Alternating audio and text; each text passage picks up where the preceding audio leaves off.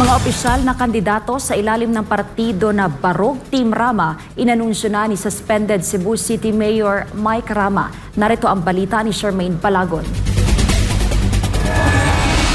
Hindi pa rin natitinag si Cebu City Mike Rama sa sabot-saring destabilisasyon laban sa kanya ngayong nagdeklara na itong tatakbo bilang alkalde ng syudad sa darating na midterm election buwan ng Mayo taong 2025.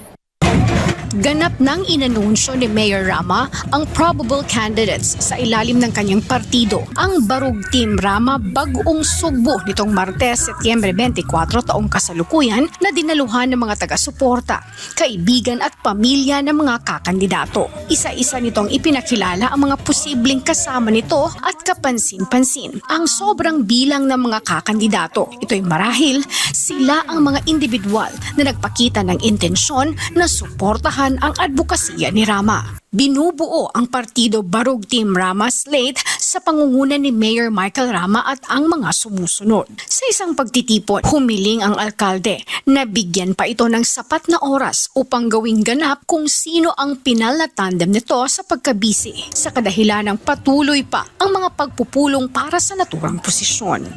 Ang tugma nga panahon, dili pa karon. Pero dili sa among grupo na nami manag-istorya yun. Sakto ba ko? Franklin? Muna, palihog lang. Palihog lang. Sagay namin sa eksaktong panahon. Total ang filing, ano sa ito? Up to October 8. Up to October 8 pa.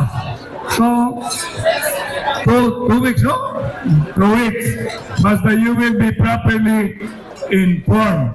Sa takbo ng presentation, mukhang dalawa ang pinagpipilian ni Rama. Ito'y si Acting Vice Mayor Donaldo Hontiveros at dating ABC President at City Councilor Franklin Ong. Samantala, tatapatan na ngayon ni Mayor Mike Rama si Vice Mayor Raymond Alvin Garcia na siya namang kasalukuyang acting mayor ng syudad at tatakbo rin bilang alkalde.